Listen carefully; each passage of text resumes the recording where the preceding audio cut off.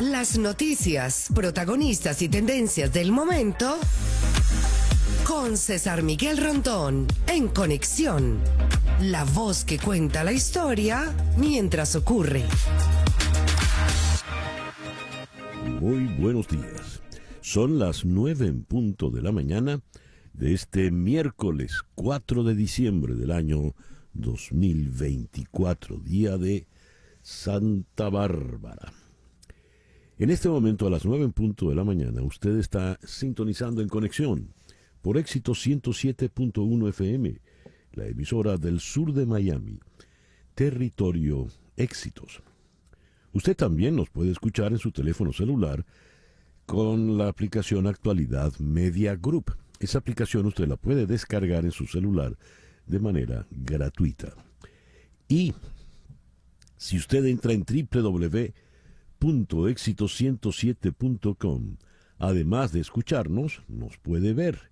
Y es aquí donde recibo el saludo de Chere Ramos Graterol, nuestra querida Chere en Caracas, Amelia Ramos en Dawsonville, en Georgia, David Ernesto Fernández en Orlando, Guillermo Lozada en Johns Creek, también en Georgia, Edgar Bravo está en Madrid. Tenemos aquí, a ver, ahora no rueda esto. Tenemos a... Bueno, no sé. Y aquí tenemos a Tina Pereira, está en Berlín Tina Pereira. Rosmary Martínez en South Miami, disfrutando del Pacheco. Alfredo Ávila Dávila, saludo desde Mañongo, Naguanagua, en Carabobo. Miver Quesada en la isla de Margarita.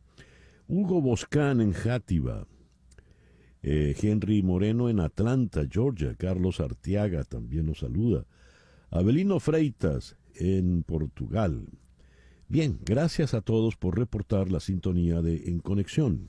En Conexión es una producción de Floralicia Anzola para Éxito 107.1 FM en Miami. Buenos días, Floralicia. Buenos días, César. Buenos días a todos los que nos acompañan a diario en las redes sociales y, por supuesto, conectándose con el programa a través de todos los espacios posibles. Gracias.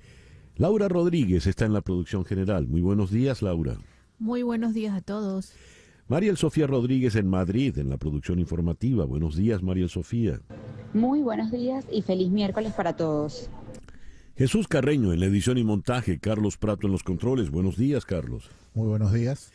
Y ante el micrófono, quien tiene el gusto de hablarles, César Miguel Rondón. Hoy es el día de Santa Bárbara de Nicomedia. Felicitaciones a todas las bárbaras, comenzando por Barbarita, siguiendo con Bárbara Emilia, y por supuesto Bárbara Streisand también, la felicitamos, ¿no? Y los bárbaros. San Juan de Damasceno, San Anón de Colonia, San Heraclas, San Apro. En el calendario astrológico de Enrico Mariani repite hoy la luna creciente en Capricornio, luna para trabajar en solitario, luna para recuperar el tiempo perdido, luna para iniciar una disciplina, luna propicia para todo aquello que requiera y exija concentración. Es la luna propicia para todo lo que tiene que ver con el mundo de las finanzas. Y estará allá arriba hasta las 11:21 de la noche, cuando entonces entrará en Acuario, pero de Acuario hablamos mañana. Luna creciente en Capricornio, Sol en Sagitario y Mercurio retrógrado. Hoy, día de Santa Bárbara, 4 de diciembre del año 2024. Hoy es el Día Internacional de los Bancos. Es también el Día Internacional del Guepardo. Quedan menos de 7.100 guepardos en la naturaleza, lo que convierte al guepardo en el felino más amenazado de África. Es el Día del Minero, es el Día Internacional del Cabernet Franc. Se estima que en el siglo XVII el cardenal Richelieu transportó esquejes de la vid del valle del río Loire, y esta cepa se extendió al suroeste del país, el Libourne, el Cabernet Franc. El programa que hemos preparado para el día de hoy lo vamos a iniciar en Washington con Gustavo Silva. Gustavo es miembro del equipo técnico electoral del Comando con Venezuela. Y él es el que ha estado llevando las actas de gira. Recién estuvo en República Dominicana, en el Parlamento Dominicano, estuvo en Buenos Aires, en Santiago de Chile. Que es cuando él lleva las actas, ¿qué es lo que hace? ¿Qué le explica a todos los dignatarios? Eso nos lo va a explicar él a nosotros en el día de hoy. Luego vamos a ir a La Haya, donde está nuestra compañera Carla Angola. Con ella vamos a ponernos al tanto de cómo fue la jornada de ayer. Recordarán que Rodrigo Diamanti, de Un Mundo Sin Mordaza, nos había dicho que habría una reunión muy importante hacia el final de la jornada. Pues vamos a evaluar qué pasó allí. Y vamos a regresar después a Washington para conversar con el periodista Gustavo Alegret. ¿Cómo serán los primeros 100 días de gobierno de Donald Trump, según lo que él ha anunciado, según lo que había prometido en su campaña electoral? Luego iremos a Madrid para conversar con el internacionalista Emiliano García Coso. Con él vamos a conversar sobre la crisis de gobierno que se planteó ayer en Corea del Sur, cuando el presidente Yoon Suk Yeol declaró la ley marcial, cosa que después fue revocada y ahora se enfrenta pues a una inminente destitución. Después seguiremos en Madrid para conversar luego con Israel González Espinosa. Él es periodista nicaragüense exilado allá en Madrid. Aumentan los detenidos en Nicaragua tras la aprobación de la reforma constitucional en la dictadura de Daniel Ortega y su esposa Rosario Murillo. Y vamos a cerrar aquí en Miami con el gran cuatrista venezolano Henry Linares. Un cuatrico en Navidad es el espectáculo que nos va a presentar por tercera vez en este año. El foro de hoy, la cara oscura del perfeccionismo, la ansiedad y la relación con la perfección. Esto lo vamos a abordar con dos psicólogas clínicas, Blanca Alicia Sanguino y Giraldine Sharaf. Ese es el programa que hemos preparado para el día de hoy. Miércoles 4 de diciembre del 2024. El 4 de diciembre del año 656 de nuestra era, cerca de Basora tuvo lugar la batalla del Camello entre el califa Ali y la viuda de Mahoma, Aisha. El 4 de diciembre del año 771, Carlomán I muere dejando a su hermano Carlomagno el reino franco. El 4 de diciembre de 1110 en Palestina, en el marco de la Primera Cruzada, los cruzados conquistan Sidón. El 4 de diciembre de 1248, Alfonso el Sabio, príncipe de Castilla, toma Alicante a los árabes y bautiza su fortaleza como el castillo de Santa Bárbara.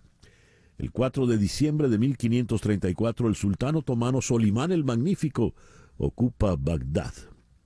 El 4 de diciembre de 1619, un grupo de colonos ingleses en Berkeley Plantation, en Virginia, realizan la primera celebración del Día de Acción de Gracias.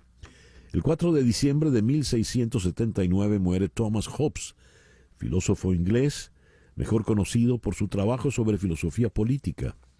Su libro Leviatán, de 1651, estableció la teoría del contrato social, la base de la mayor parte de la filosofía política occidental posterior. Hasta el día de hoy se ve la influencia. El 4 de diciembre de 1892, en el Ferrol, Galicia, nació Francisco Franco.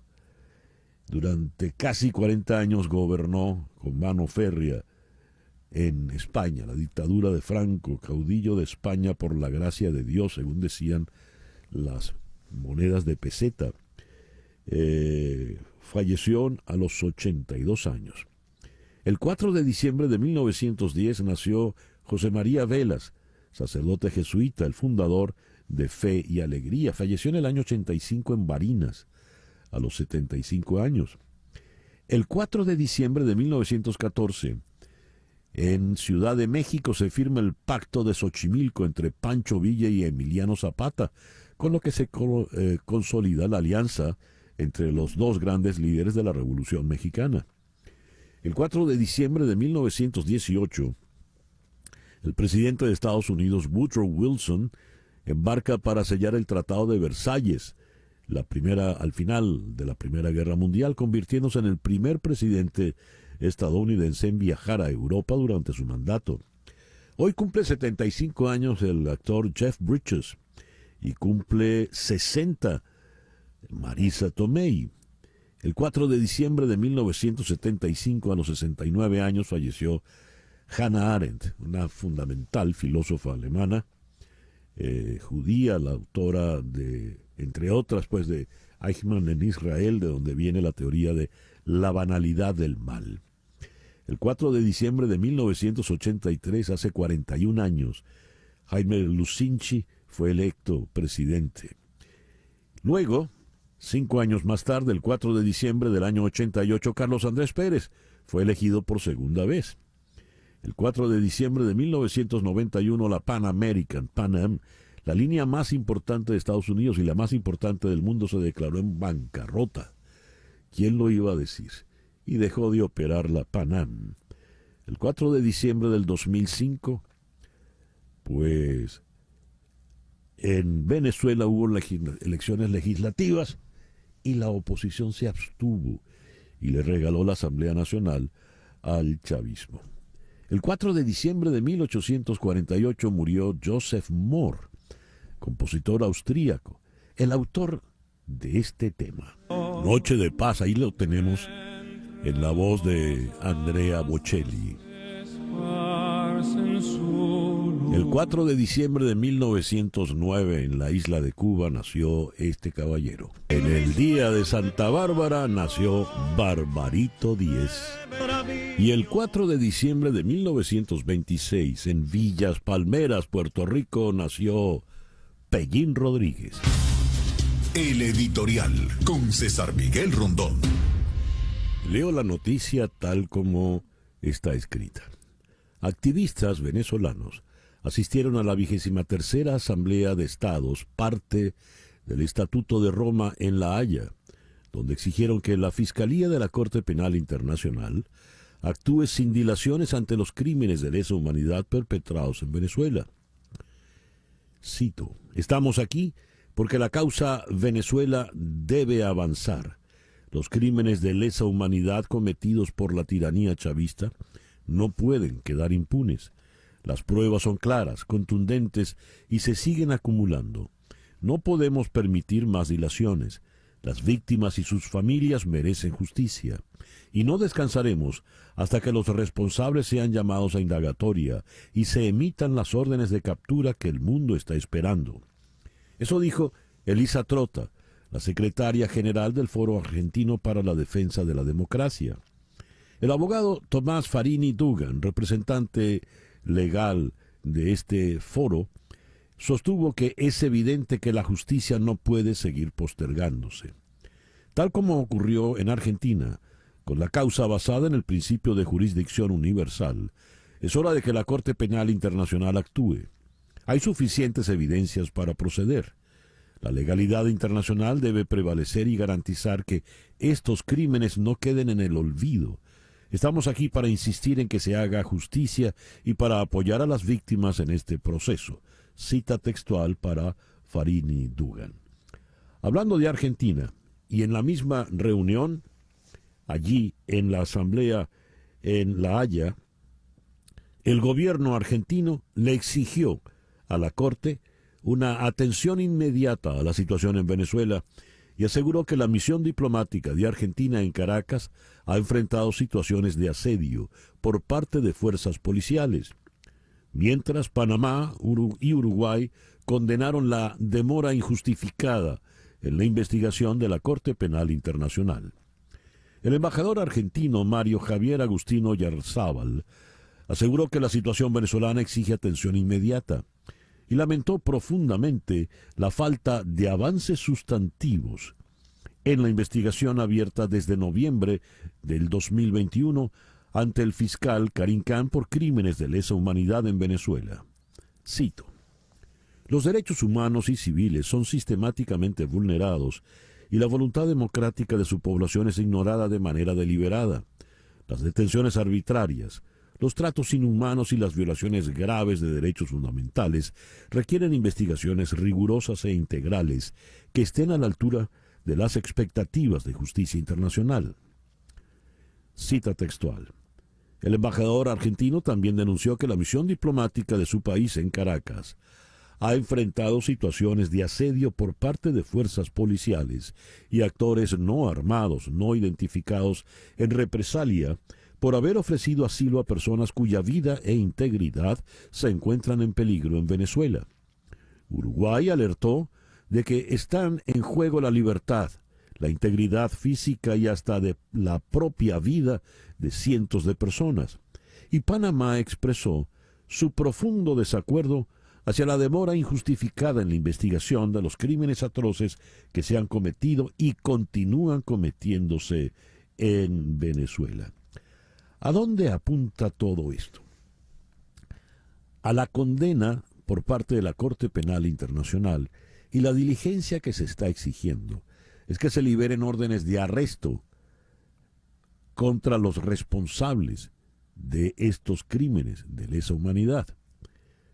En otras palabras, lo que se está procurando es que el fiscal Karim Khan pues libre órdenes de arresto contra, entre otros, Nicolás Maduro, Diosdado Cabello y Tarek William Saab.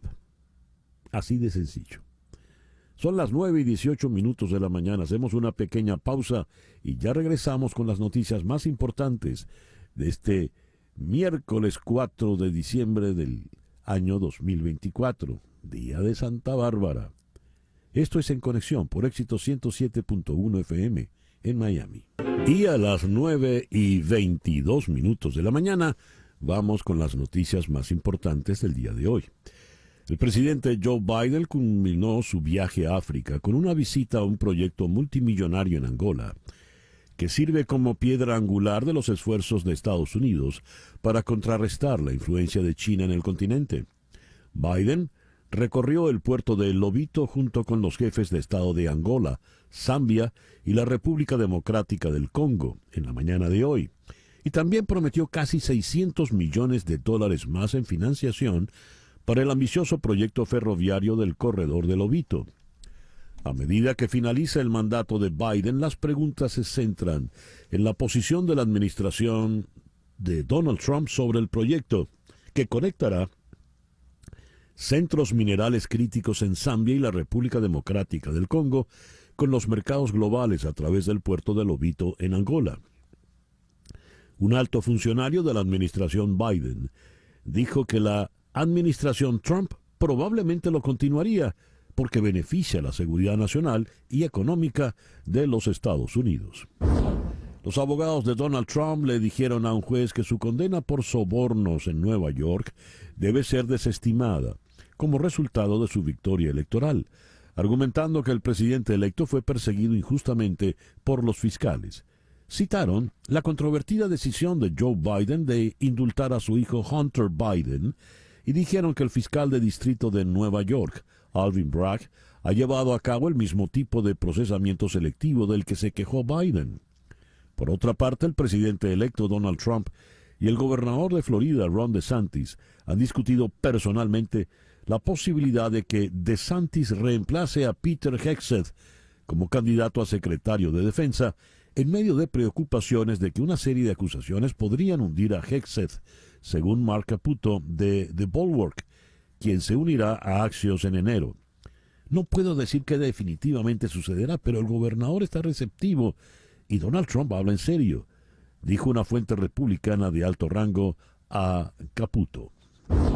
Los investigadores federales todavía están tratando de comprender una campaña de ciberespionaje china de gran alcance y en curso dirigida a empresas de telecomunicaciones estadounidenses. Los piratas informáticos de Salt Typhoon comprometieron llamadas y mensajes de texto pertenecientes a un número limitado de funcionarios políticos y gubernamentales, además de un conjunto mucho más grande de datos de comunicaciones que incluían información sobre dónde, cuándo y con quién se comunicaban las personas, pero no contenido de voz o texto, según un funcionario del FBI. Los funcionarios que han estado investigando la violación desde fines de la primavera no pudieron decir cuántas personas se vieron afectadas ni cuándo se expulsará a los piratas informáticos de los sistemas. Cito: no podemos decir con certeza que el adversario haya sido expulsado porque aún no sabemos el alcance de lo que están haciendo. Cita textual de Jeff Green, funcionario de la Agencia de Seguridad de Infraestructura y Ciberseguridad. El ministro español de Exteriores, José Manuel Álvarez, afirmó en el día de hoy que el opositor venezolano Edmundo González Urrutia no le ha pedido directamente que España lo reconozca como presidente de Venezuela tras las elecciones del 28 de julio pasado. Edmundo González, he visto que me hace alusiones en prensa, pero a mí directamente no me ha trasladado nada ni me ha pedido ninguna reunión. No tengo ningún problema en volverme a reunir con Edmundo González. Ya lo he hecho en alguna otra ocasión. Eso dijo Álvarez a su llegada a la segunda jornada de la reunión de ministros de Exteriores de la OTAN que se celebra en Bruselas.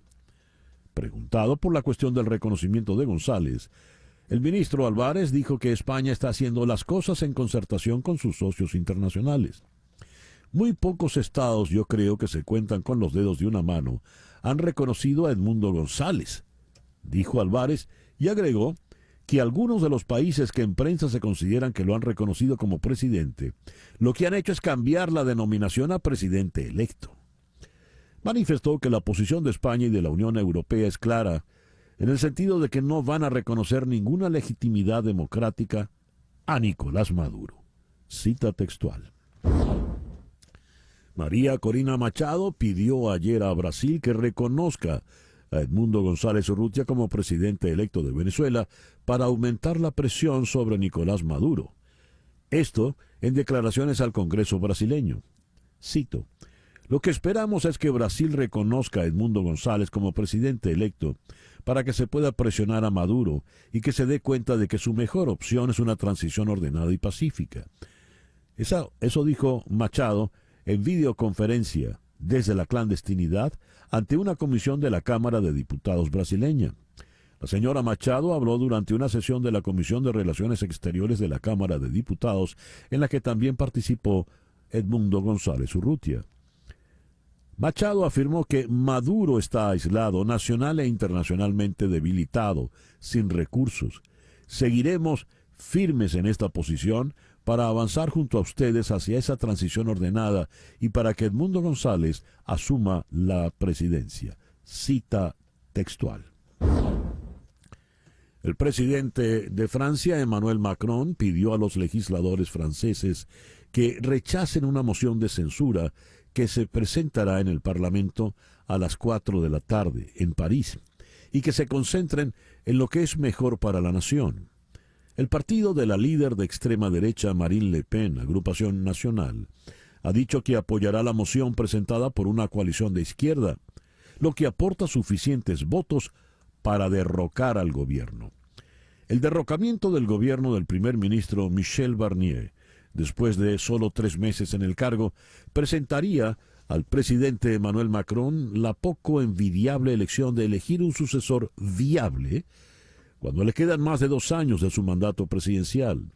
Barnier dijo en entrevista televisiva anoche que creía que su gobierno aún podría sobrevivir.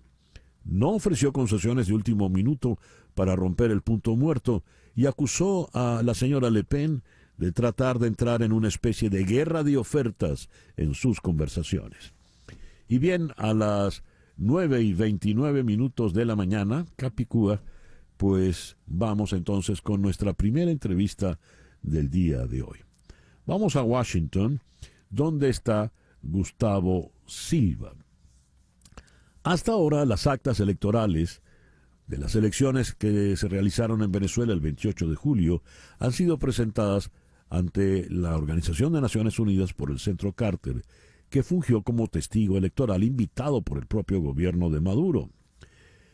Han sido presentadas también por Gustavo Silva, miembro del equipo técnico electoral del Comando con Venezuela, en la OEA y en los congresos de Colombia, Brasil, Argentina, República Dominicana y Chile. Gustavo, muy buenos días, muchas gracias por atendernos. Muy buenos días, César Miguel, saludos a toda tu audiencia y gracias por darnos esta oportunidad. Gustavo, cuando se presentan las actas ante estos auditorios, estos parlamentos de estos países, cuando se presentan en Naciones Unidas y en la OEA, ¿qué es lo que se presenta? Sí, lo que hemos presentado es un informe técnico sobre las actas que nosotros recuperamos. Representan el 85% de las actas de las mesas de votación del pasado 28 de julio.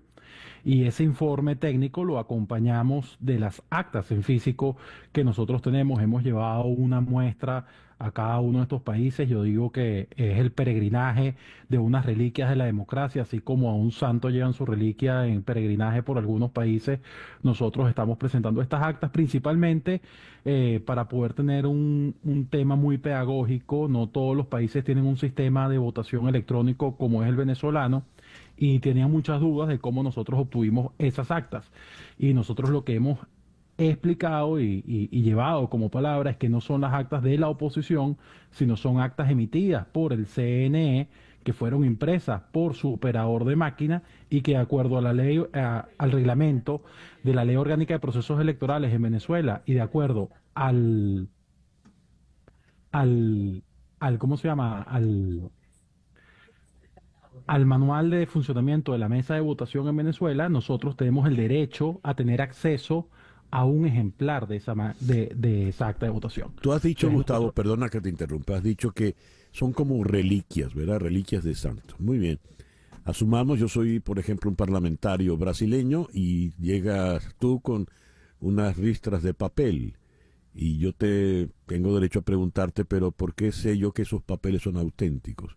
¿Por qué sé yo que esos papeles son los válidos? ¿Y qué es lo que me dicen esos papeles? ¿Qué respondes tú?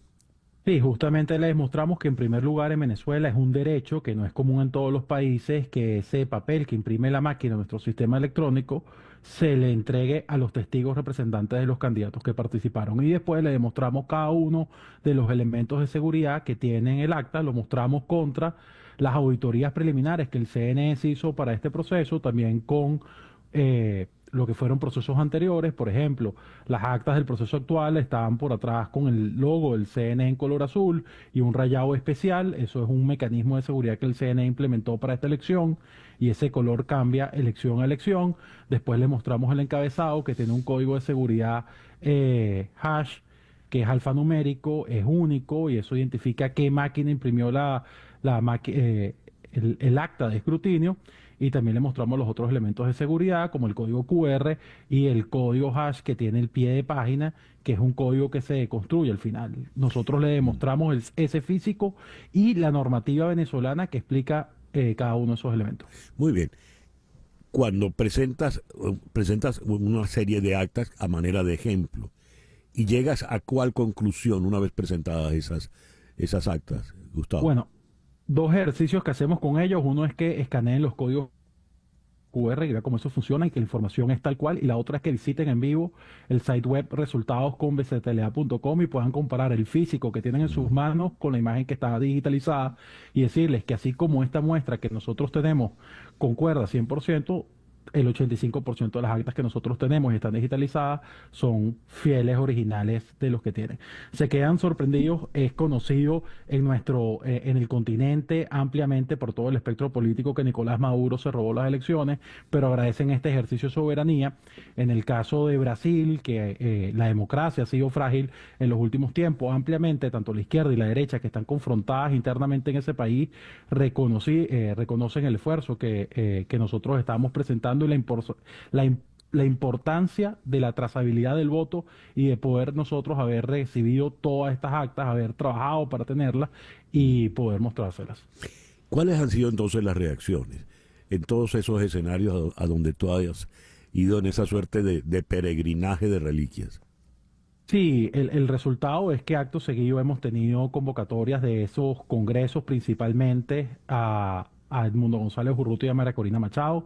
El día de ayer la Comisión de Exteriores de Brasil, a raíz de nuestra visita de la semana pasada en Brasilia, convocó a la sesión de la Comisión de Exteriores a María Corina Machado y Edmundo González Urrutia, que participaron, y así el Congreso de Brasil puede dar un mayor paso en cuanto al reconocimiento de Edmundo González Urrutia como presidente electo y también alentar al Ejecutivo brasileño, al presidente Lula, que ha sido uno mediadores o una de las personas que ha buscado facilitar que Nicolás Maduro entienda que perdió la elección y que le conviene una salida pacífica, democrática, una transición con justicia transicional, que esa oportunidad se abra. Y es algo que hemos recibido.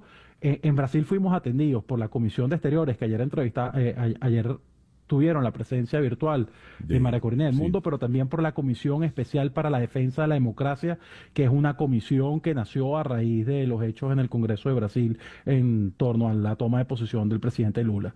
Lo mismo pasó en Chile. En Chile estuvimos ya hace 2 semanas y fue ayer la Comisión de Exteriores del Congreso de Chile está convocando a sesión para la próxima semana a María Corina Machado y a Edmundo González Urrutia, y ellos podrán tener la oportunidad de hablar ante la Cámara y así la Cámara hacer lo propio hacia el presidente Boric en este proceso de los legislativos, insistir en el reconocimiento del mundo como presidente electo y también en qué oportunidades darle a Nicolás Maduro desde todo el continente para que tenga una salida en justicia transicional.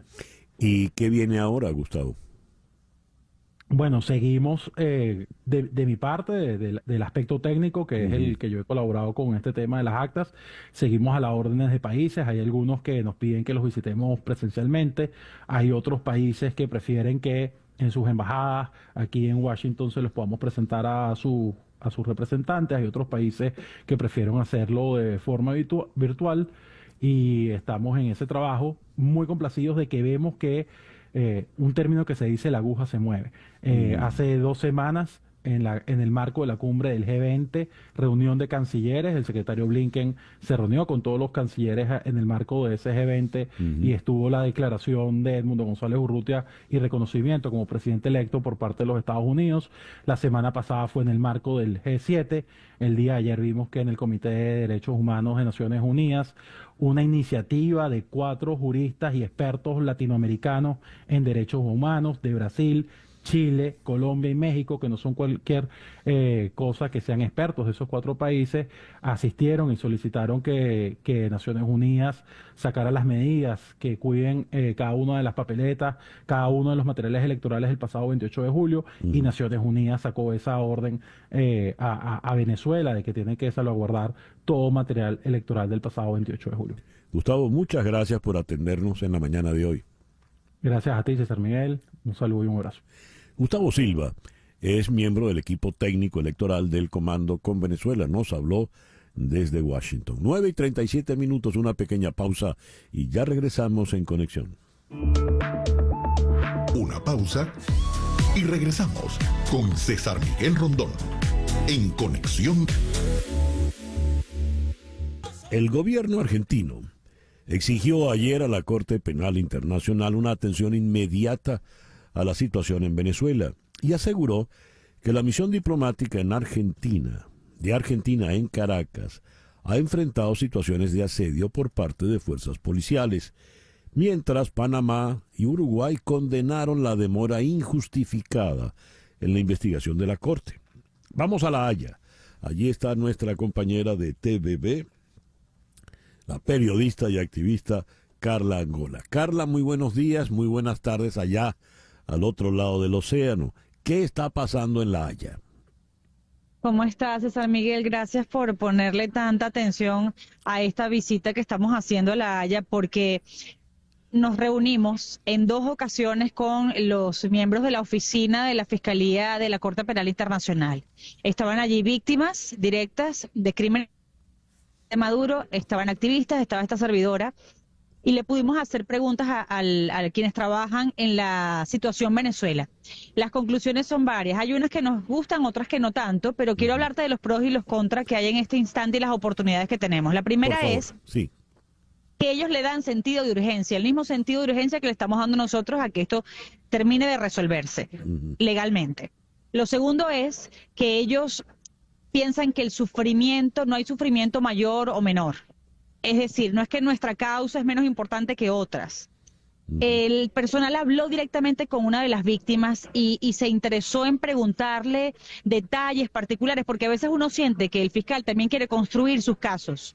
El fiscal insiste mucho en que quiere un caso sólido para que no le pase lo que tuvo que hacer después que asumió el cargo, y es liberar a alguien o levantar una orden de captura o de arresto, porque no había suficiente sustentación en ese caso. Entonces ellos quieren punchback, que es lo que siempre, en lo que siempre insisten. Quieren tener un caso sólido para ganar. El fiscal no quiere perder el caso. Claro. Lo segundo, de sus declaraciones, lo que él dice, la comparación que hace con Libia, es bien interesante. Quiero poner el acento allí, porque él fue el abogado del hijo de Gaddafi. Y estoy segura, y muchos coinciden conmigo, en que él quiso decidir rápido órdenes de arresto en el caso de Libia para sacarse de encima esa etiqueta de que él podía ser parcial en ese sentido.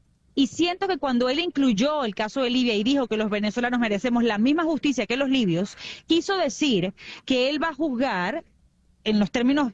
La rapidez es un término muy largo en justicia internacional, pero con efectividad, con la misma efectividad en el caso venezolano, a pesar de esta solicitud de recusación, porque su cuñada es la abogada del régimen, o fue abogada del régimen en un extracto del proceso. Entonces, lo que nos quiso decir allí, para interpretación de algunos abogados, es que él va a decidir rápido porque él no quiere que le digan que no está decidiendo o que la investigación está corriendo de manera lenta porque él tiene algún tipo de parcialidad. Eso me pareció interesantísimo, ese guiño que hizo allí. Luego dijo que él no podía dar declaraciones directas en público, que él no podía sino ser discreto, porque él no quiere poner en riesgo en ningún momento la declaración. Pero su equipo nos decía, él se toma tan en serio la detención de niños y de adolescentes por parte del régimen, el secuestro, que él excedió sus límites, no le correspondía a él decir en ese discurso que los liberaran. Y aparentemente está teniendo acciones y contactos con el régimen para poder intentar lograr la liberación de esos niños. Otro punto importantísimo, el equipo nos decía, a nosotros mismos nos pareció raro que él se extendiera tanto con un caso, porque tiene varias situaciones en el mundo, con la situación Venezuela.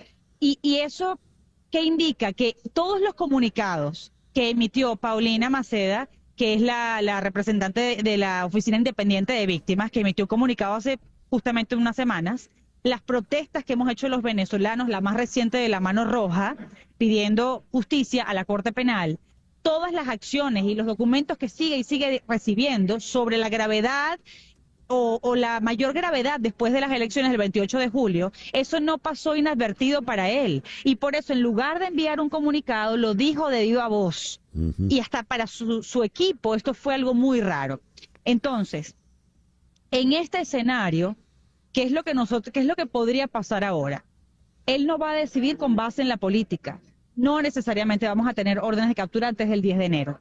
Pero el año que viene, nosotros deberíamos estar viendo una acción por parte de la Fiscalía, porque además él ha insistido que uno se desespera mucho, porque cuando ellos te dicen es que el fiscal está perdiendo la paciencia, bueno, los venezolanos perdimos la paciencia hace bastante rato ya, y desde que la fiscal, Luisa Ortega, bueno, no necesariamente nos tiene que caer bien y no tenemos que secundarla por eso ni darle legitimidad por eso, pero ella presentó suficientes documentos originales desde esa época. Es decir, las pruebas existen, la evidencia existe, el fiscal lo sabe, el fiscal incluso en estas conversaciones, porque tú te lo encuentras por los pasillos, y yo ahí lo abordé y le pregunté varias cosas, y él decía que después del 28 de julio la credibilidad de Maduro se socavó también para él, mucho más. Mucho más. Entonces, aquí el cuestionamiento de los activistas en las reuniones, porque además lo maravilloso de este escenario es que tú puedes interpelar a la Corte cara a cara. Ellos aceptan tener reuniones varias, frecuentes, con víctimas y con activistas para que tú le digas todo lo que no están haciendo. Y él decía, es que la presión está bien. Aceptamos la presión, porque además nos hace mirar aspectos, te dejan como hacer varias preguntas. Yo les dije, pero miren, la gente, aunque no lo recusen porque su cuñada sea la abogada de Maduro, ya eso generó en la población la percepción de que hay parcialidad, ya el daño se hizo. Entonces ellos anotan y lo procesan y después ven cómo manejan eso para poder volver a ganarse la confianza, ¿no? Interesante y después, todo eso, muy interesante. En esa interpelación que le hace, ellos decían, háganos presión, porque fíjate que han cambiado muchas cosas y yo siento que la presión vale la pena, porque la gente le ha perdido respeto después de las decisiones que tomó, por ejemplo, Estados Unidos con respecto a Alex Saab, con respecto a los narcosobrinos.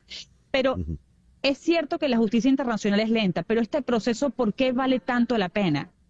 Porque yo a veces miro el caso de al-Bashir y es verdad que al-Bashir se burló e hizo mofa de la justicia internacional y viajaba por el mundo pavoneándose, ¿no? Así como que no me importan tus órdenes de captura del 2009 y 2010. Y es verdad que 8 años después es que lo vemos en prisión.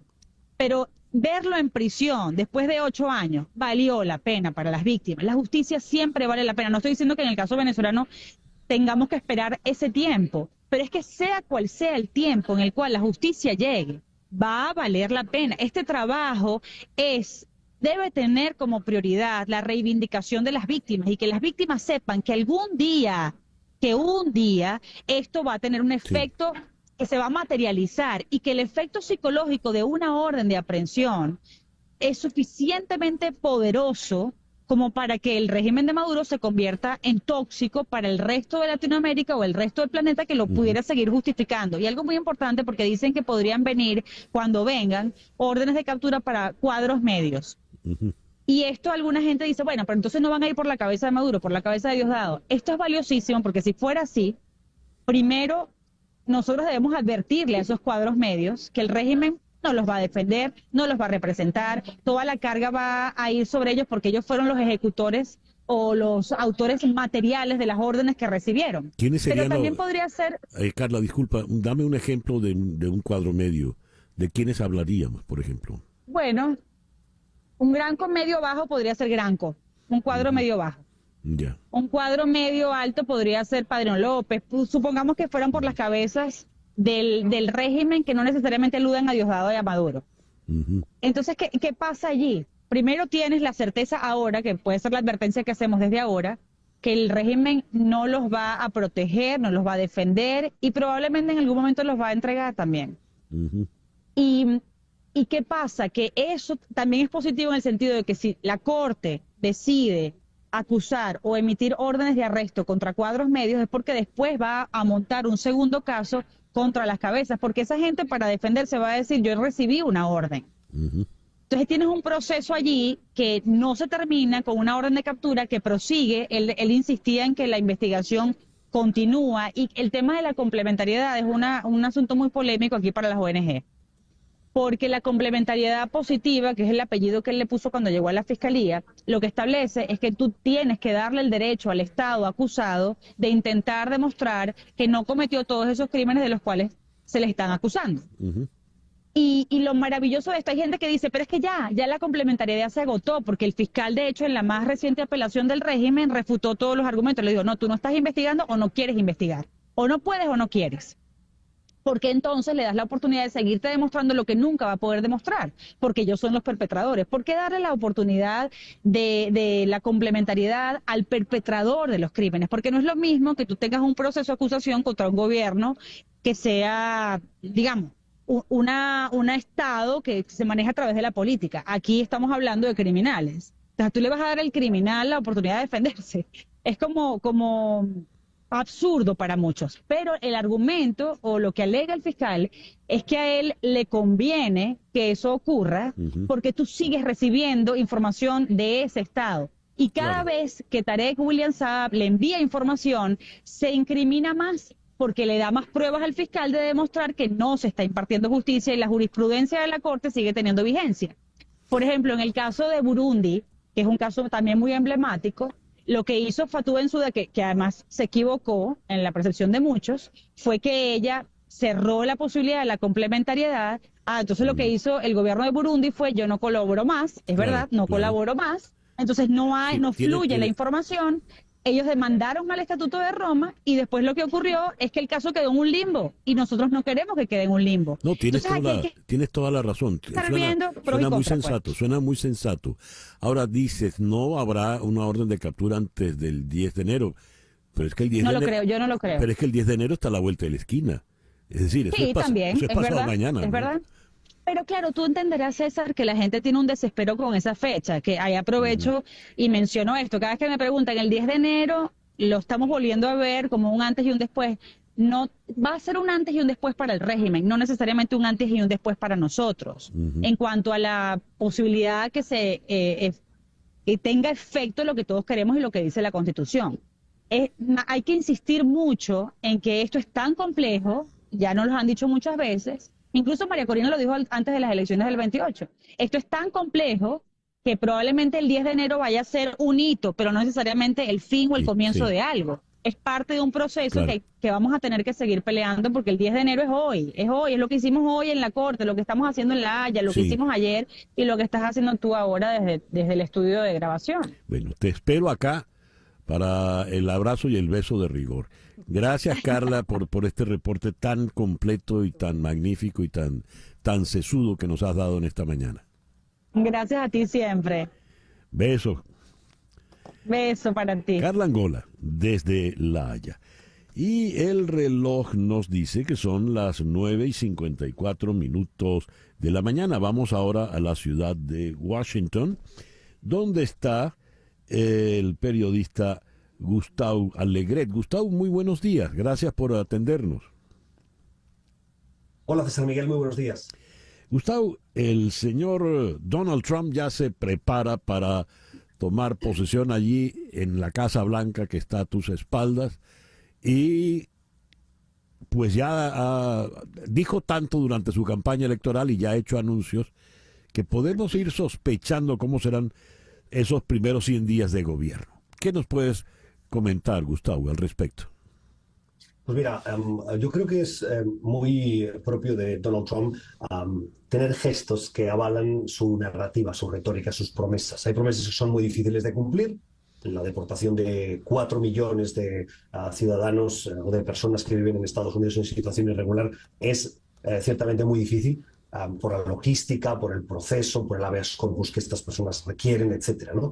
Y como estas, la de aplicación de los aranceles, las famosas amenazas a los productos de México o de Canadá. Donald Trump sabe muy bien que necesita enviar un mensaje a su base de que las cosas se van a hacer distintas y que él cumple, ¿no? Para cumplir sus promesas. Por lo tanto, yo esperaría gestos de cosas extraordinarias, por decirlo así, que vayan en la línea de lo que ha prometido para que él pueda decir lo estamos haciendo.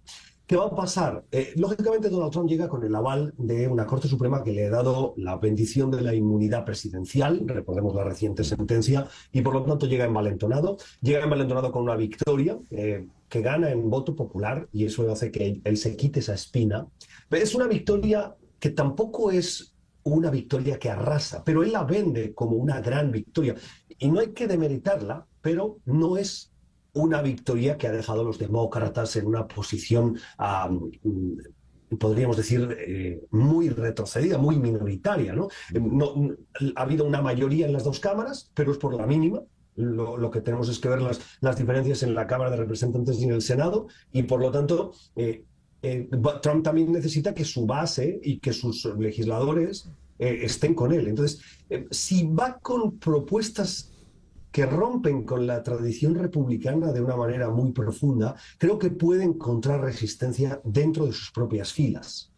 Más allá de la oposición que puedan hacer, me parece hoy fútil los demócratas que más se tienen que enfocar en reconstruir y repensarse para el siguiente ciclo electoral que no intentar hacer frente a un gobierno republicano que ahora va a ir con toda, ¿no? Entonces, ¿qué esperar de los 100 días? Sí va a haber medidas, sí va a haber propuestas, pero el sistema judicial continúa funcionando y cualquier medida que pueda violar la ley o pueda ir en contra de los principios constitucionales, pues será recurrida inmediatamente, entrará en los procesos judiciales, puede estar retenida y avanzará en cuanto pueda. Eso no quiere decir que Trump no tenga un campo muy cómodo, ¿no? Control de la Cámara, control del Senado, claro. Un partido que es mayoritariamente MAGA y republicano, pero no es un camino de rosas, ¿no? Para una agenda tan disruptiva como la que él propone. Una de sus frases más osadas fue con relación a la guerra de Ucrania, cuando dijo: yo acabo esa guerra en un día. Bien, vamos a darle el beneficio de la duda, no será un día, pero tampoco será un mes. ¿Qué puede tomar, qué medida puede tomar él en esos primeros 100 días, Gustavo? Bueno, le recorta la ayuda al gobierno de Volodymyr Zelensky y es como cortarle el oxígeno a un moribundo. Lo puede dejar noqueado o puede obligarle a ir a una mesa de negociación en una situación de inferioridad frente a un adversario que ha conseguido precisamente mantener la posición que logró con una invasión ilegal y premeditada y en contra del orden internacional y ganar territorio. Escuchamos recientemente a Zelensky siendo un realista. diciendo yo estoy dispuesto a ceder territorio con la condición de que me acepten en la OTAN. ¿Putin aceptará eso? Yo creo que no, pero Putin también tiene sus problemas internos. Putin sabe que la economía de guerra es una economía que no es una economía productiva. Las sanciones internacionales le hacen daño. Entonces, ¿ha conseguido sobrevivir? Sí. ¿Cuánto tiempo? El desempleo, leía el otro día en Rusia, ha disminuido, pero no por arte de magia, sino porque muchos de los que buscaban trabajo son jóvenes que ahora están en filas. Si termina la guerra, esos jóvenes van a volver al mercado laboral.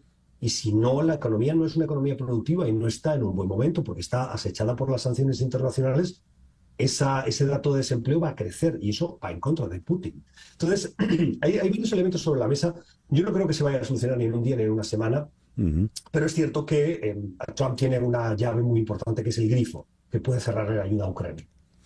Hablando de grifos, voy al tema energético, al fracking y todo esto. ¿Qué medidas podrá tomar en ese arranque de gobierno, Gustavo? Puede retroceder la legislación que ha aprobado el presidente Biden en proteger, por ejemplo, la exploración de las zonas del Ártico. Puede retroceder las ayudas para las energías renovables, los incentivos fiscales para la compra de vehículos eléctricos. La cual cosa sería muy interesante de ver qué va a hacer Trump con eso, porque en este particular de los vehículos eléctricos, ¿quién es uno de los principales constructores de vehículos eléctricos en Estados Unidos? Es Elon Musk. Sí, es claro. Elon Musk una persona que esté a favor de que le recorten las ayudas a los posibles compradores de sus vehículos. Sí o no, hasta qué punto él va a influir en eso, ¿no? Bueno, ahí veremos hasta dónde Donald Trump tiene una agenda de principios o una agenda de conveniencia. Me da la impresión de que sí va a haber medidas, pero va a encontrarse con resistencia en algunos legisladores de sus propios estados que le pueden decir no vaya tan lejos, no deporte tanta gente, la industria cárnica en mi estado es muy importante y esta la sacan adelante, o la agricultura, los inmigrantes, y por lo tanto no se pase porque eso afecta a las empresas estadounidenses, no ponga muchos aranceles porque si los aranceles los pone el sector automotriz, que es muy importante en el cinturón del óxido, se va a ver afectado. La realidad es mucho más compleja y tiene muchas más caras que la simplicidad de una medida. Ya lo veo. Gustavo, muchas gracias por estos minutos en la mañana de hoy. Siempre me gusta estar contigo y aprovecho para desearte unas felices fiestas a ti y a todo el equipo. Muchas gracias.Igual por allá, todos en casa y allá en Washington. Gracias, Gustavo. Un saludo. Gustavo Alegret, desde la ciudad de Washington. Son las 10:01 de la mañana. Capicúa, hacemos una pequeña pausa y ya regresamos con el foro en la mañana de hoy. Ansiedad y perfección. Esto es En Conexión. En un momento regresamos con César Miguel Rondón en Conexión por Éxitos 107.1 FM. Leo lo siguiente. La ansiedad es una emoción común, pero en los últimos años su prevalencia ha aumentado de manera notable. Las presiones sociales, familiares, laborales y hasta personales parecen acumularse constantemente, generando una sensación de estar atrapados en una rueda de exigencias interminables. Una de las causas fundamentales de esta ansiedad es la búsqueda incesante de la perfección. Esa idea de que todo debe ser impecable, sin errores, sin espacio para la imperfección. Pero ¿por qué nos sentimos tan abrumados por la necesidad de control y de ser perfectos? ¿Es posible liberar nuestra mente de esta carga? Ese es nuestro foro para el día de hoy. El perfeccionismo y la ansiedad, la angustia que nos genera. Vamos a la ciudad de Bogotá.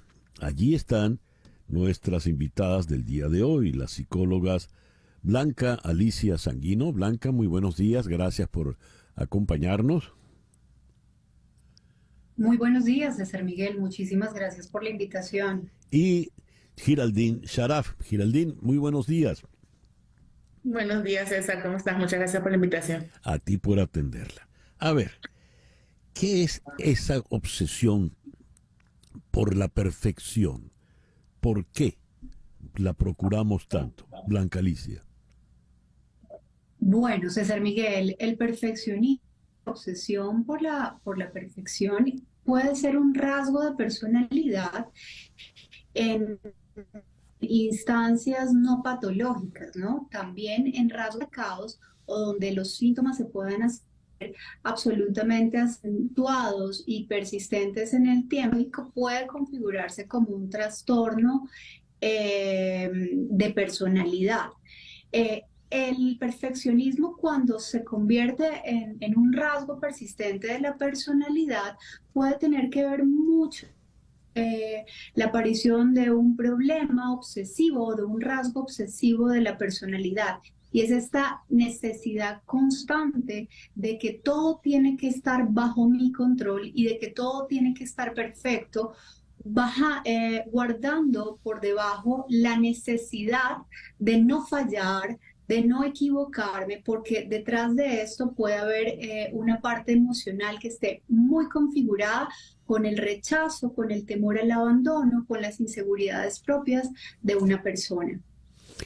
Una persona que busca la perfección, entonces podría ser una persona insegura, Blanca. Puede ser una de las posibles causas de la necesidad de tener todo bajo control, ¿no? Probablemente cuando vemos en esas estructuras de personalidad que se ha configurado durante tanto tiempo, es que hay algo que probablemente no lo hace sentir cómodo si se muestra de una manera genuina, o si se muestra que también puede tener posibilidad para el error o para fallar. Entonces hay ese temor a sentirse rechazado, a que las cosas que no están bajo su control puedan ser absolutamente catastróficas. Hay un viejo dicho que dice, lo perfecto es enemigo de lo bueno. Y me gustaría oír tu opinión al respecto, Geraldine, por favor. Contando un poco con lo que decía Blanca y pensando en cómo las personas terminamos asumiendo que ser perfecto es la manera de recibir afecto, amor, aprobación, y con este dicho de que lo perfecto es enemigo de lo bueno. Al final, ¿qué es lo bueno? También qué sociedad estamos viviendo que nos lleva a pensar que lo bueno es ser de cierta forma, cumplir ciertos estándares, el éxito tiene unos matices. Entonces, al final me olvido de qué es lo bueno para mí, porque cada uno de nosotros somos distintos, cada persona crece en un contexto diferente, y lo que puede ser bueno para mí no necesariamente tiene que ser lo perfecto. Yo puedo, no sé, lo perfecto es tener la casa pintada de blanco, y si a mí me gusta el color azul, si eso es lo bueno para mí, lo dejo de lado, porque como me acomodo a lo que se espera, que es que la casa sea blanca, para poder recibir todas estas cosas que necesitamos porque somos humanos, que es afecto, aprobación, etcétera. Pero ¿qué me lleva a buscar la perfección, Geraldine? Creo que al final es la manera en que creemos que vamos a obtener amor. Creo que vivimos en un mundo donde el amor siempre está condicionado. Para que nos quieran nuestros papás o las personas cercanas a nosotros, o para que nos digan que somos buenos, tenemos que ser de cierta manera. Y cuando nos equivocamos, no llenamos todas las casillas. Entonces, si no llenamos todas las casillas, entonces nadie nos va a querer. Que puede ser un pensamiento que suena irracional, pero es un pensamiento con el que vivimos día a día. Si no cumplo los estándares, me voy a quedar sola, voy a estar fracasada, no voy a ser exitosa. Entonces tengo que hacerlo todo perfecto, no puede haber error. Si hay error, no hay amor. Claro, el detalle está, por lo que estamos conversando, en que esa perfección que procuro no la tengo fácilmente. Esa perfección cuesta. Y al procurarla entonces me angustio y me lleno de ansiedad. ¿Cómo funciona ese círculo? Porque suena a círculo vicioso, Blanca Alicia.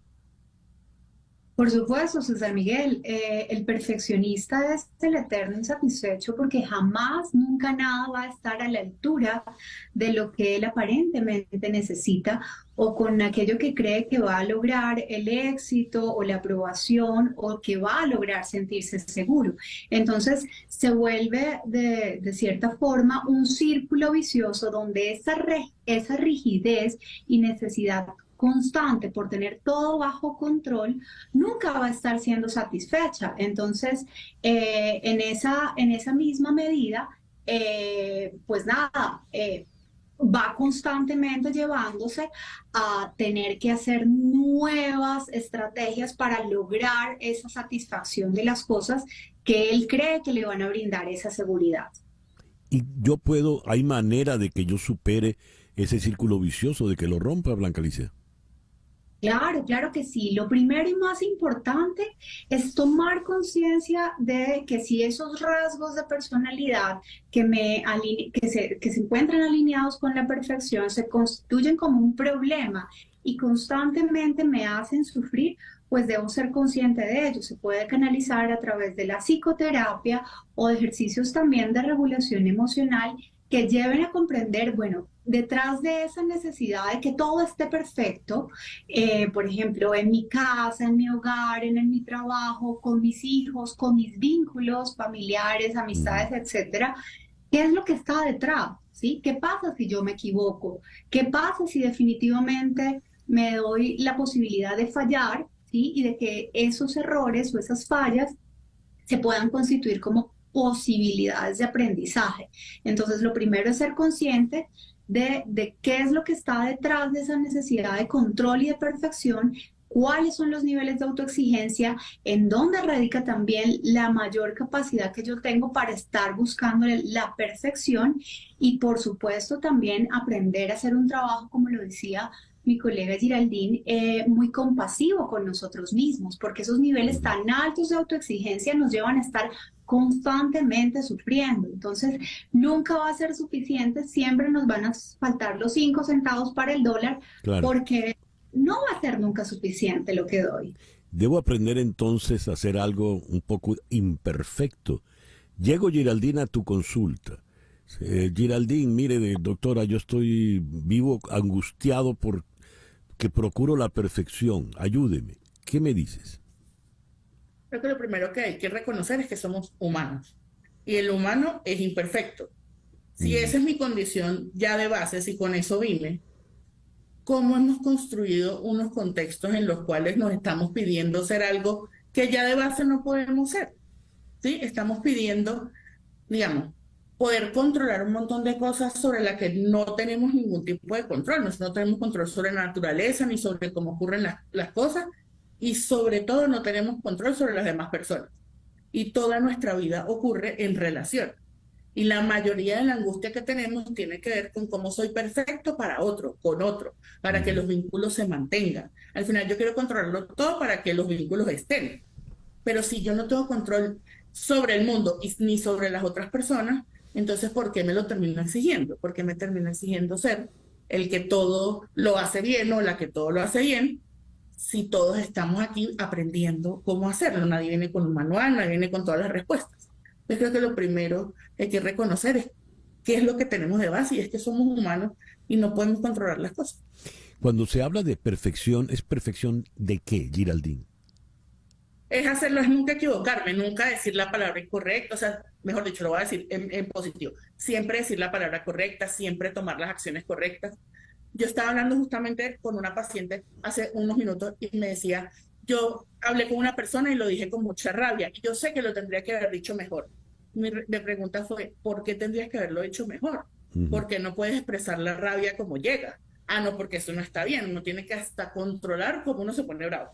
¿Sí? Entonces, digamos que esa necesidad de perfección todo el tiempo tiene que ver con nunca mostrarme vulnerable, nunca equivocarme, siempre poder decir y hacer todo lo que tengo que hacer en el momento para que nadie me pueda criticar y nadie me pueda retirar el afecto y los vínculos se mantengan. Blanca Alicia, comentaste psicoterapia y ejercicios. ¿Podrías darnos alguna idea de esto, por favor? Bueno, por ejemplo, hay estrategias que se manejan también en psicoterapia, que es hacer un registro, un autorregistro de cuáles son aquellos comportamientos que recurrentemente estoy teniendo yo en mi cotidianidad que suelen ser absolutamente obsesivos y controladores, ¿no? Entonces, ojo, no es que no esté bien querer hacer mejor las cosas, pero estamos hablando de rasgos que alinean ya con lo patológico. Entonces, cuando vemos estos rasgos obsesivos, por ejemplo, es la persona que no puede tener las cosas en su hogar, que no estén absolutamente limpias, pulcras, impecables, que la ropa esté organizada por todo, por colores, que hay también rituales de verificación. Entonces, si este comportamiento, ¿sí?, me está haciendo sentir falsamente seguro frente a algo, bueno, ¿qué pasa si yo, por ejemplo, un día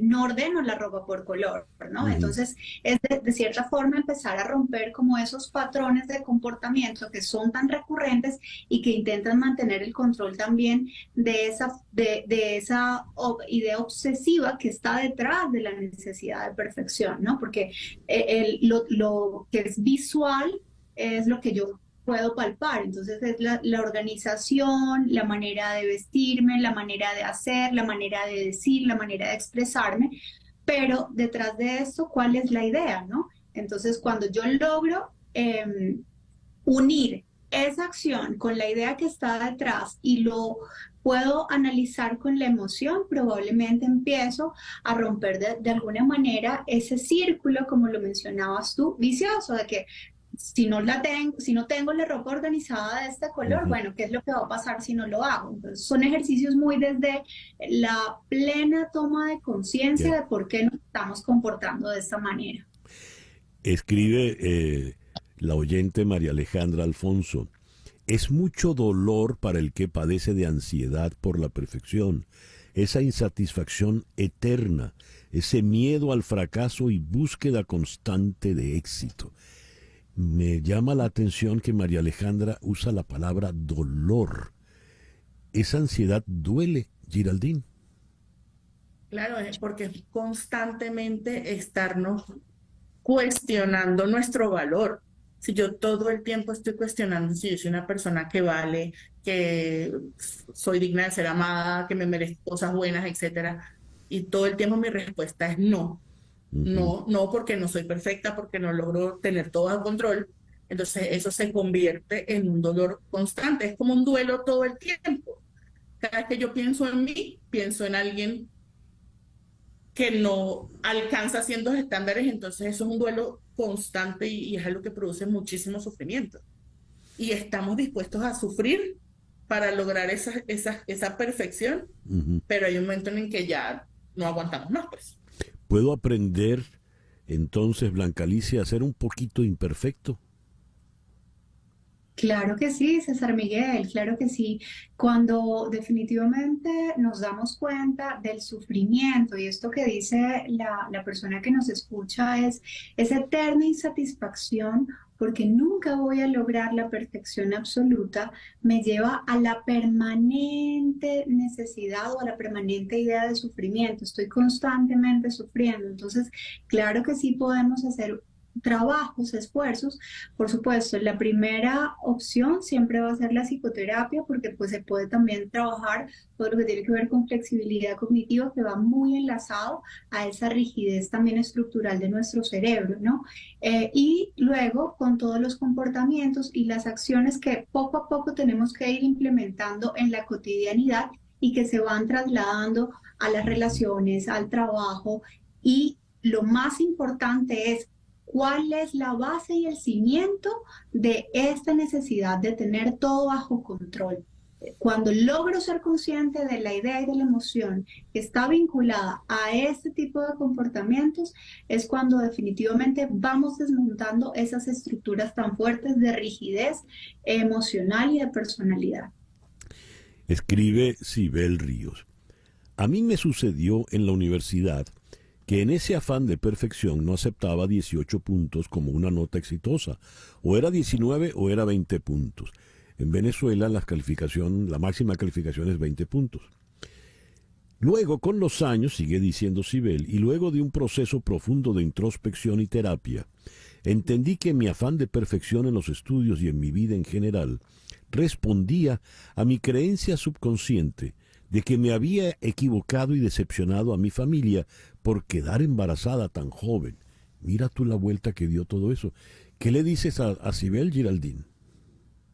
Primero, que qué maravilla que haya podido, digamos, buscar la ayuda, recibirla y llegar a este punto y darnos cuenta, digamos, al final, qué es decepcionar a otro, ¿sí? ¿Cuál es mi idea de que el otro, o sea, si yo me equivoco entonces y decepciono al otro, entonces dejo de ser una persona válida? Creo que, digamos, lo que está también por debajo de todo esto es cómo yo, como humano, puedo determinar mis propios estándares y mis propias maneras de sentirme bueno, exitoso, querido, amado, merecedor, y no tengo que ir siempre con el otro y asumo que el otro quiere unas cosas de mí y al final nunca se lo pregunto tampoco, entonces termino dando toda esta vuelta tan fuerte para algo que si se hubiera conversado de otra manera probablemente yo no hubiera sentido que era una decepción. Si me dejan entender, también tiene que ver con los patrones sociales que tenemos de qué es lo correcto y qué no. Hace muchísimos años, 40 y tantos años atrás, escribí una historia donde había una relación de padre e hijo. No existía la figura de la madre, había muerto. Y el padre le decía, lo trataba al hijo de imperfecto. El hijo se llamaba Nacho y el padre se llamaba Pancholón. Y cada vez que le decía el imperfecto de mi hijo, el calificativo iba evidentemente cargado de amor y de cariño, ¿no? El imperfecto. No cometas imperfectadas, le decía. Quiero agradecerles, Blanca Alicia y Giraldín, de verdad, esta interesantísima conversación en la mañana de hoy. Muchísimas gracias, amiga. Un placer. Un gusto coincidir con mi colega desde hace más de una década en migración. Qué bien. Es así. Gracias y gracias a ambas. Blanca Alicia Sanguino, psicóloga clínica y psicoterapeuta de enfoque psicoanalítico, y Giraldín Charaf, psicóloga clínica, ambas desde la ciudad de Bogotá. 10:23 de la mañana, una pequeña pausa y ya regresamos en conexión por Éxito 107.1 FM en Miami. Aumentan los detenidos en Nicaragua tras la aprobación de la reforma constitucional. Esta reforma de la Constitución le otorga amplios poderes a Daniel Ortega y a su esposa Rosario Murillo. Las autoridades, a raíz de esta aprobación, detuvieron al menos a 30 personas por motivos políticos. Cuando uno escucha que le otorga amplios poderes, la pregunta que se hace es, ¿más poderes? ¿Cuán amplios son ahora? Si son prácticamente omnipotentes estos dos seres. Vamos a Madrid. Allí está el periodista nicaragüense Israel González Espinosa. Israel, muy buenos días, muy buenas tardes allá al otro lado del océano. Buenos días, César Miguel. Gracias por la invitación. Esta reforma constitucional, ¿qué reformó? ¿Qué tantos poderes tienen ahora estos señores todopoderosos? Bueno, César Miguel, estamos frente a la demolición de lo que quedaba de la democracia en Nicaragua. Esta reforma que el régimen envió el pasado 19 de noviembre y que se aprobó a finales del mes de noviembre en Nicaragua, prácticamente reforma todo el andamiaje institucional de Nicaragua. Prácticamente otorga a la esposa de Daniel Ortega el nivel de copresidenta del país y además elimina, dentro de las cosas más graves, elimina la separación de poderes. Ahora tanto el órgano la judicatura, el órgano electoral pasan a ser meros administradores de la voluntad de Daniel Ortega. Otra de las reformas que ha suscitado mayor controversia es que la bandera del partido Frente Sandinista ahora es un símbolo nacional. Dios. Y entre otras reformas también que se han hecho a la Constitución, está la de quitar que en Nicaragua se prohibía la tortura. Y también la reforma al artículo sobre el Estado laico en Nicaragua.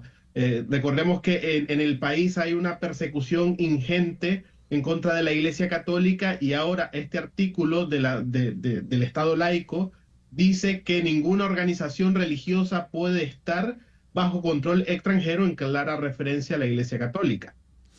A ver, cuando dices que los demás poderes pasan a ser meros administradores, quiere decir que Ortega y Murillo son los únicos que deciden en Nicaragua. Exactamente. De hecho, en la constitución nueva que Ortega y Murillo han enviado a la Asamblea Nacional para su aprobación, se aprobó ya en primera legislatura.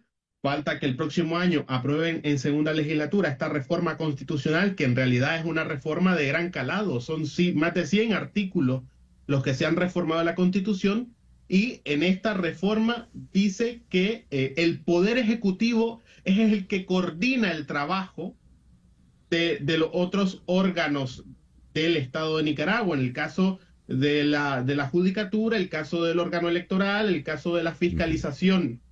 Es decir, Ortega y su señora pasan a tener un control absoluto de todo el Estado nicaragüense, y se elimina la formalidad que existía en Nicaragua de división de poderes, aunque eso de facto no existiera. Israel, ¿y los últimos detenidos quiénes han sido y por qué han sido detenidos? Bueno, los últimos detenidos son gente opositora, gente que, digamos, tiene cierto liderazgo social. Entre ellos hay médicos, hay incluso también activistas de derechos humanos, también hay un músico católico. Es decir, más allá de lo aberrante que puede ser esta reforma constitucional, vemos que se incrementa la represión selectiva, porque también la Constitución faculta la apatridia para la gente que no está de acuerdo con el régimen. Es decir, el gobierno de Ortega te puede subir a un avión y te saca del país si te considera traidor a la patria. Y está incrementando, digamos, la persecución selectiva. Cualquier tipo de disenso en el país está prohibido. Y hay un temor muy grande en la gente por lo que pueda suceder a partir de ahora, que la represión se ha institucionalizado de forma constitucional. Israel, muchas gracias por atendernos en la mañana de hoy. Muchísimas gracias, César Miguel.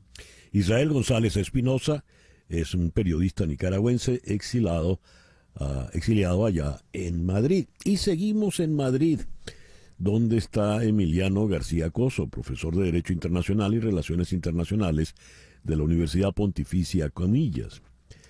En el día de ayer, el presidente de Corea del Sur, Yoon Suk Yeol, declaró la ley marcial en un anuncio transmitido a altas horas de la noche, diciendo que era para proteger al país de las fuerzas antiestatales y los simpatizantes norcoreanos que habían frustrado su agenda política. La reacción fue rápida e intensa. En un raro momento de unidad, el Parlamento aprobó por unanimidad una medida que pedía el fin del decreto de ley marcial. Las tropas enviadas por el gobierno de Yoon abandonaron las instalaciones. Y antes del amanecer del día de hoy, recordemos que estamos hablando de las antípodas del planeta. El día que nosotros estamos comenzando aquí está terminando allá. Pues antes del amanecer de hoy, el presidente apareció de nuevo, retiró la medida de la ley marcial. ¿Qué viene ahora? ¿Qué le toca al señor Yoon Suk Yeol? Consultamos esto con el profesor Emiliano García Coso. Emiliano, muchas gracias por atendernos en el programa de hoy. Muy buenos días, don César, ¿cómo está? ¿Qué viene ahora? ¿Por qué Yoon Suk Yeol procedió de esa manera? Bueno, en el fondo parece ser que fue una especie de intentona golpista militar que, gracias a Dios, pues no prosperó. Hay que señalar que esto es un triunfo de la sociedad coreana, que automáticamente salió a las calles para evitar la toma del Parlamento coreano por parte de los militares. E incluso ya en el minuto 1, el Parlamento, que está dominado por la oposición, elaboró una ley para anular la ley marcial, y acaban de presentar en el día de hoy el impeachment contra el presidente, que ya ha dimitido el ministro de Defensa, pero parece ser que la idea es la división completa del equipo del gobierno coreano y del presidente Yoon, por supuesto, que probablemente tendrá que afrontar cargos con la paradoja que él fue fiscal general y que llevó a la cárcel a 2 presidentes coreanos. O sea que será el tercero. Ahora, esta intentona golpista, de hecho fue un golpe, ¿no? ¿Por qué lo llevó adelante Yoon? En principio tenía serios problemas para sacar adelante su programa legislativo, porque al estar controlado el Parlamento coreano por la mayoría de la oposición era incapaz de aprobar las normas, y la última era muy importante, que era el presupuesto. Entonces alegó la infiltración de Corea del Norte para justificar, pero afortunadamente la sociedad coreana no quiere volver a los años 80 del siglo pasado. Corea del Sur es una potencia económica, manufacturera, industrial. ¿De qué manera se puede ver afectada por una turbulencia política como esta? No, anoche automáticamente se produjo la caída de la moneda nacional, el won, y evidentemente la prima de riesgo de París también se incrementó. Además, los mercados reaccionaron en tanto en cuanto las principales compañías tecnológicas como Samsung, LG son coreanas, y también es una industria potente en materia de chip, que como sabe usted, los chips ahora es el maná desde el punto de vista del desarrollo tecnológico. De manera tal de que parecía como una acción un tanto bananera, ¿verdad? Por recordar las intentonas latinoamericanas de mediados del siglo pasado. Era un anacronismo a todas luces, ¿no? Sí, a todas luces, y en el fondo la última vez que se había aprobado una ley marcial era en 1988, es decir, que llevaban más de 40 años sin ningún tipo de una democratización y una normalización democrática que ya el pueblo coreano no está dispuesto a abandonar. Ojalá otros países latinoamericanos aprendieran que si la sociedad pide un cambio, hay que aceptar ese cambio. Ya. Ahora, cuando este señor Yoon Suk-yeol, del Partido del Pueblo, el Poder del Pueblo, People Power Party, sí, ¿quién se le va a enfrentar a él? ¿Quién le puede sustituir? Yo creo que o bien dentro del propio partido, que ya hay un candidato a su sucesión, pero lo ideal sería que se convocaran elecciones, porque ganó solamente con el 1%, es decir, un margen estrechísimo, mínimo. Entonces, lo ideal sería que el pueblo se volviera a manifestar sobre la idoneidad de mantener al Partido del Poder Popular, o bien dar alternativa al Partido Democrático, que perdió en el año 2017. Y esa elección, ¿cuán pronto podría darse? Porque se lleva su tiempo, ¿no? Sí, eso tiene que haber un consenso entre las fuerzas, que parece que lo hay, porque lo han presentado conjuntamente el impeachment. Entonces yo creo que habrá probablemente unas elecciones, y eso tendrá que pronunciarse previamente la Corte Constitucional coreana sobre el impeachment, que tiene que manifestarse si es a favor o en contra, y a partir de o la dimisión o el impeachment se empezará a correr los plazos electorales para convocar elecciones, o bien que el partido vigente nombre a un sucesor, pero ha quedado un poco deslegitimado. Evidente. ¿Cómo funcionó la sociedad? Porque cuando sale el ejército a las calles, evidentemente ahí hay altos oficiales, generales que están partícipes de la intentona. ¿Cómo es que pudieron ser controlados tan rápidamente, Emiliano? Porque el pueblo salió inmediatamente en defensa del Parlamento, y afortunadamente los militares que estaban implicados no quisieron que hubiera sangre en esta intentona golpista. Por lo tanto, hay que decir que los militares también han respondido, han visto que el pueblo no quería este tipo de ley marcial y han dado marcha atrás. Muy bien, un buen ejemplo ha dejado entonces la sociedad surcoreana, ¿verdad? Sí, efectivamente. Ojalá otros países aprendieran. Ojalá. Del cono sur. Sí. Emiliano, muchas gracias por atendernos en el programa de hoy. Muchas gracias, don César. Buena tarde, buen día. Buena tarde. Emiliano García Coso es profesor de Derecho Internacional y Relaciones Internacionales en la Universidad Pontificia Comillas, allá en Madrid. Son las 10:39. Las noticias de este momento en Conexión Radio. El presidente de Chile, Gabriel Boric, anunció que será padre con su pareja, una química ambiental que trabaja en la División de Cambio Climático en el Ministerio del Medio Ambiente. La vida y sus big banes. Traerás a junio cada primavera puntito, escribió Boric en una publicación conjunta a la medianoche en Instagram con su novia Paula Carrasco, en la que mostraron la ecografía del bebé. En tu espera y siempre daremos lo mejor de nosotros para que el Chile que te toque vivir sea más justo y feliz, agregó Boric, de 38 años, en una publicación que recibía hoy miles de me gusta y otros comentarios. La pareja del presidente tiene 30 años y ya es madre de un niño. Es además de funcionaria del Ministerio del Ambiente, es basquetbolista profesional. Boric la conoció en el pasado, en octubre del año pasado, cuando se realizaron en Chile los Juegos Panamericanos. Boric es el primer presidente de Chile que será, dice la nota de prensa, padre soltero. En fin, 10:40, una pequeña pausa y ya regresamos. 107.1 FM. Esta noche a las 9, una nueva emisión de Análisis Semanal. Hoy lo modera Gladys Rodríguez y va a tocar cómo unir a la población norteamericana en un país tan fracturado y polarizado. Ese va a ser el tema. Para el nuevo gobierno, cómo unir pues a la población de los Estados Unidos. Eso en Análisis Semanal a las 9 de la noche. Y antes, en la última, hoy no está con Carla Angola. Carla, ya saben, está en La Haya, desde allá nos reportó. Pero Francia Sánchez le hace el quite magníficamente bien. La última a las 8 de la noche. Todo esto por TVV Network. Y ahora cambiamos la música, Carlos, ¿verdad?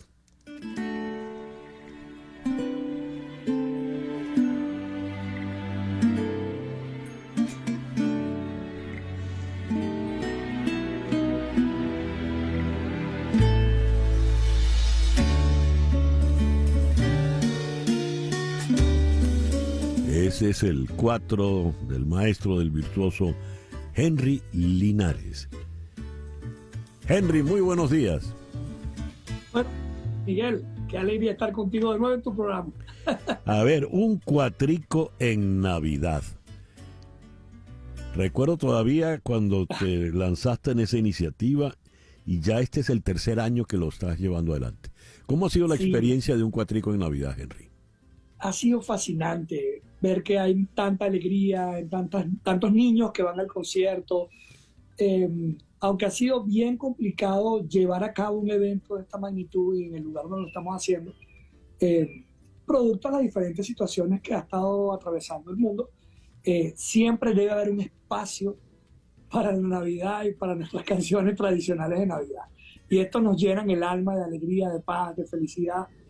Bueno, este concierto lo estamos llevando a cabo, todos estos músicos, son 12 músicos en escena: José Gregorio Hernández, Miguel Hernández, Ildemaro Álvarez, Danielita Padrón, Leonardo Cardoso. Aquí hay más gente que una película romana, entonces estamos dispuestos a hacer nuestro concierto como Dios manda, con escenas buenas. Tienes a José Gregorio como percusionista, a Miguel como baterista. Y tengo a Javier Sojo en la tercera percusión y en la voz. Y lo bueno de este proyecto es que todos cantamos, todos guarachamos, y es un concierto muy alegre, muy dinámico, donde hacemos las gaitas, hacemos las parrandas, los aguinaldos, al mejor estilo venezolano.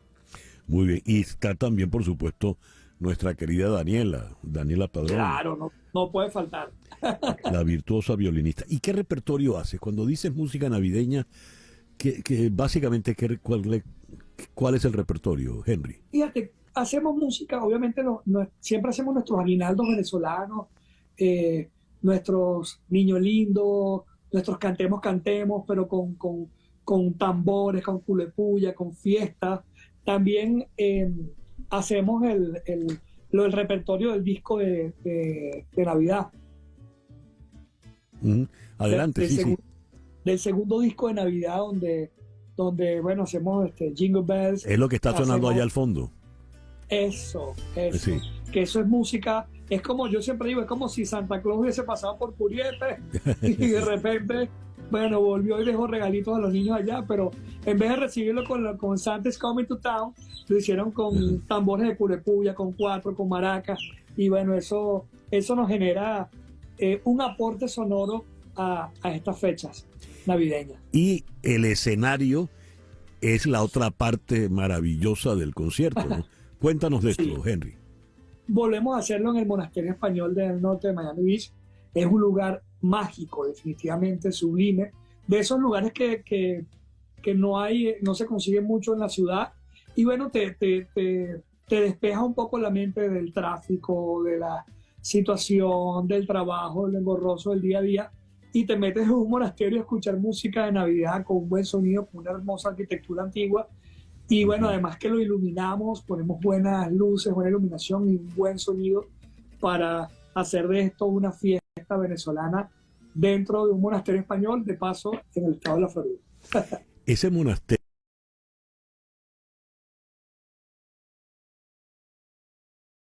la historia es interesantísima porque fue traído piedra por piedra. Sí, señor. Desde España.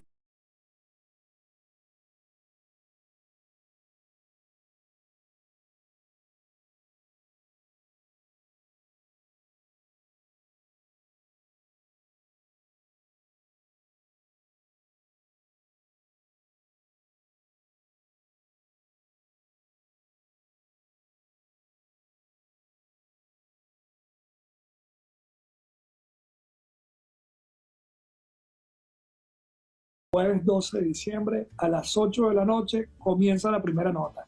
Comienza el talborilero.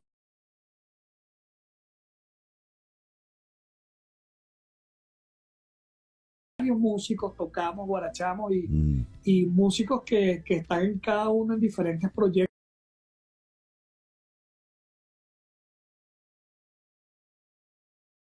Magnífico. Invita entonces a nuestros oyentes, Henry, por favor. Todos invitados el próximo.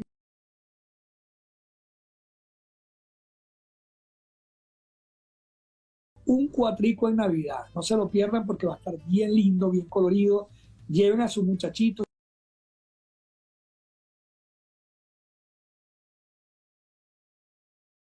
A las 8 de la noche comienza la fiesta. Muy bien. Gracias, Henry. Gracias, César.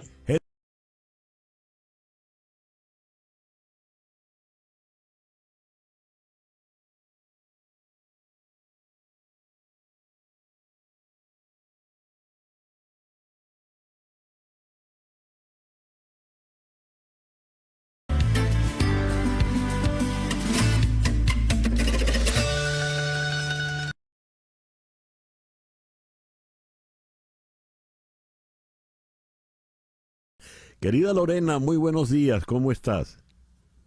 Muy buenos días, César, qué gusto poderte saludar en el día de hoy. ¿Cómo terminó la jornada de ayer?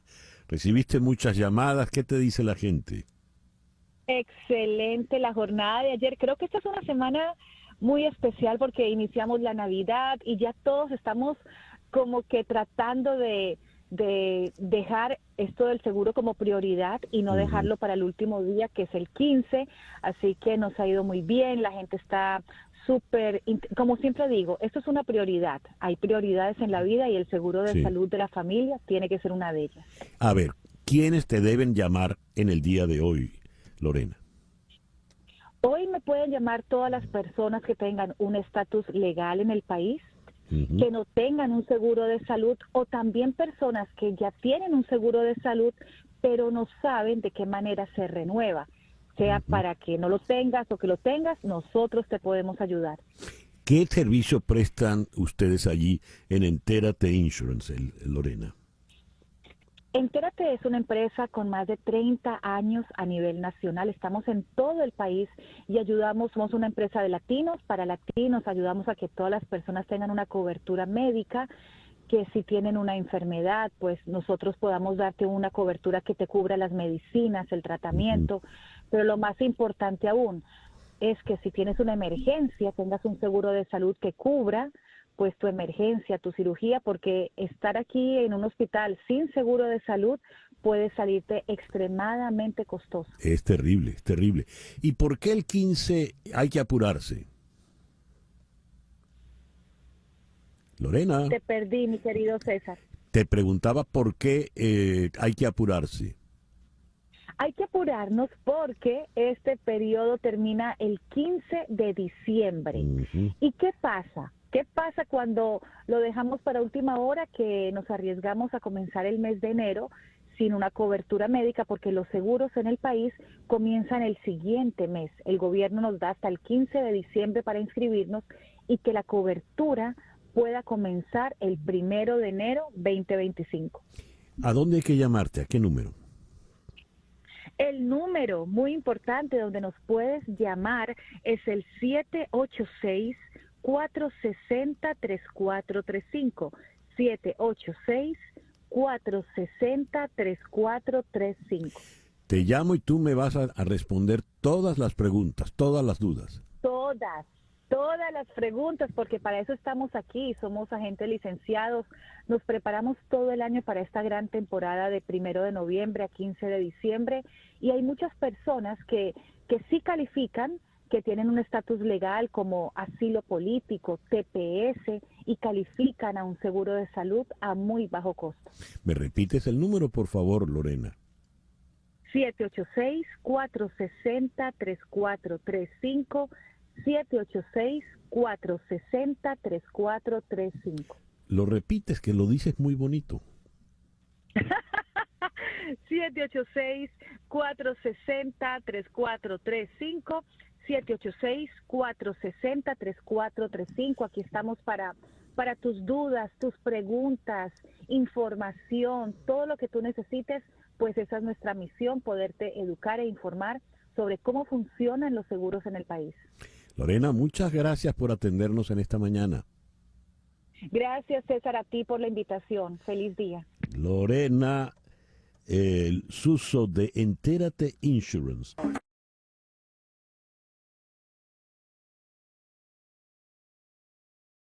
Conexión fue una producción de Floralicia Anzola para Éxito 107.1 FM.